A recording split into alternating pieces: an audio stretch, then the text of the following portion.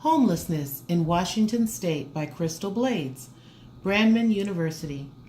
In psychology, qualitative research has come to be defined as research whose findings are not arrived by statistical or other quantitative procedures. Qualitative research is often said to be naturalistic. That is, its goal is to understand behavior in a natural setting. The following video is a depiction of qualitative research about the homeless in Washington State.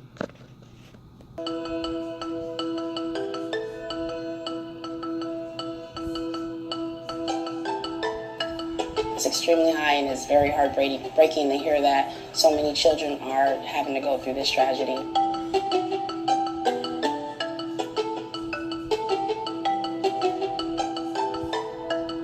Some of those young people are living with families and couch surfing from place to place. Some are living under bridges, some are in our shelters. Definitely hard to see that it's a lot of people out here struggling.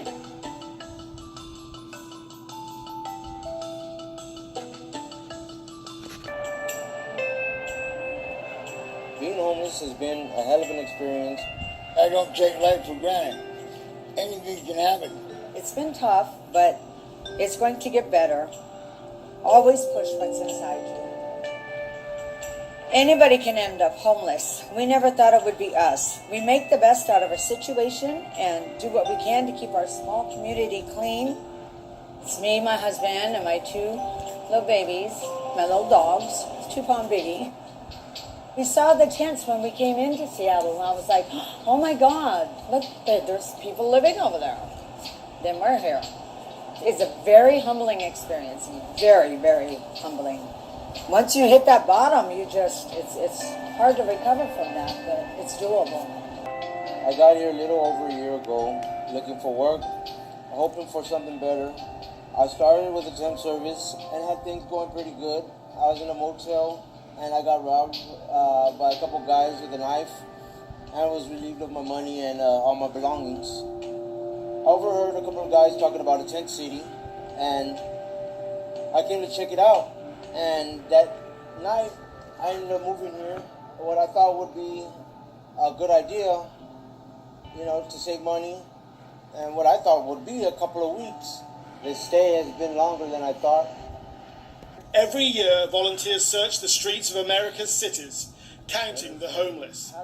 This year, for the first time ever, survey teams in Seattle were joined by homeless guides, paid to help the count be as accurate as possible. Vitaly Zhelezny has lived on the streets for 2 years.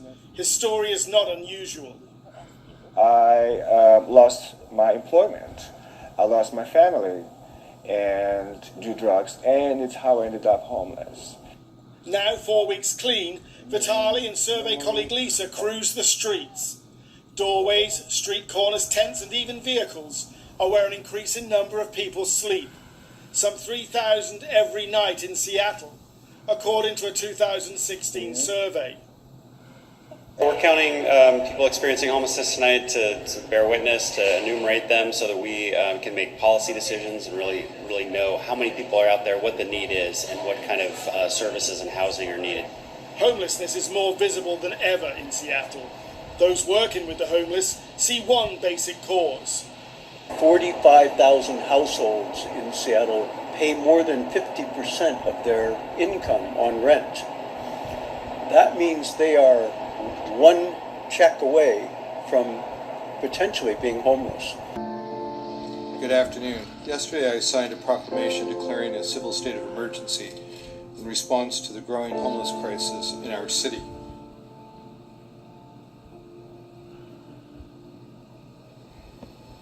I would call to programs and they would either be full or wouldn't have space or wouldn't be able to take me and my young child. I had to have my son in a really kind of volatile environment. Seattle's mayor responded to a fatal shooting at a homeless encampment. 2 people died in the shooting and 3 more were critically wounded. We are involved in a homeless crisis, the like that we have not seen since the Great Depression. Every human being deserves to be treated with dignity in life and in death. what we do with people after they die affects how we think about people who are alive. We've stood for 700 people who died outside or by violence while homeless in King County. We had 62 outdoor violent deaths last year. We stand there right across from City Hall. We're passing out our flyers to passersby and telling them about what's happening, making it real, making it felt. I've had bipolar disorder all my life. It's the depression that really was the trigger for me becoming homeless. By the time I got into housing in February of '96, this was my community. There had been a 10-year plan to end homelessness, and at the end of that 10 years, the problem was significantly worse. So the question I had to ask, what are we doing wrong?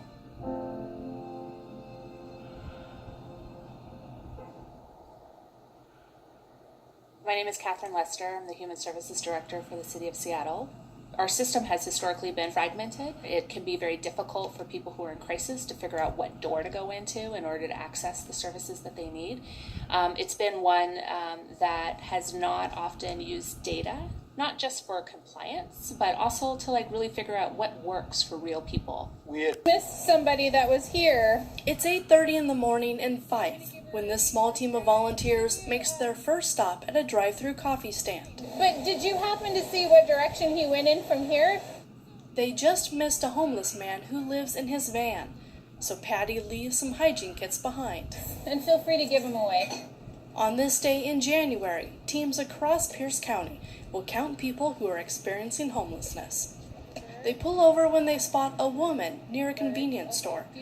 She's 46 years old and has been homeless for 2 years. Where did you sleep last night? Outside or? Oh, I slept in my friend's van.